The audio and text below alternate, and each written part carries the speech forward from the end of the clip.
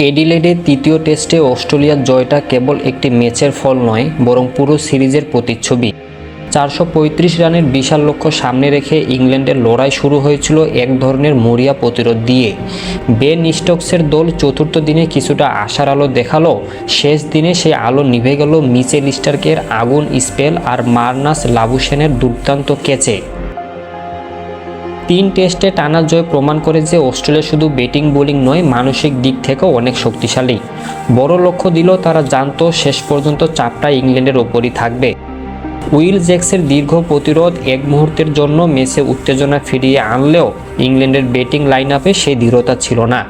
11 দিনের মধ্যে সিরিজ হেরে যাওয়া আসলে তাদের প্রস্তুতি ও মানসিকতার দুর্বলতার প্রতিফলন। অ্যাশেজ ইতিহাসে এত দ্রুত সিরিজ নিষ্পত্তি বিরল ঘটনা। ইংল্যান্ডের জন্য এটি কেবল একটি হারের গল্প নয়, বরং দীর্ঘদিনের ব্যর্থতার ধারাবাহিকতা। 2015 সালের পর তারা অ্যাশেজ জিততে পারেনি, আর অস্ট্রেলিয়ার মাটিতে জয় তো 2011 সালেই শেষ।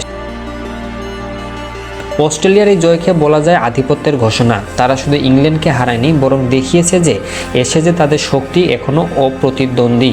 অন্যদিকে ইংল্যান্ডের জন্য এটি আত্মসমালোচনার সময়। ব্যাটিং অর্ডারের ভঙ্গুরতা, বোলিংয়ের ধারাবাহিকতার অভাব এবং মানসিক চাপ সামলাতে না পারা, সব মিলিয়ে তারা সিরিজে প্রতিদ্বন্দ্বিতা করতে পারেনি। অ্যাডিলেড টেস্ট ছিল ইংল্যান্ডের ভেঙে পড়া স্বপ্ন আর অস্ট্রেলিয়ার অদম্য আধিপত্যের প্রতীক।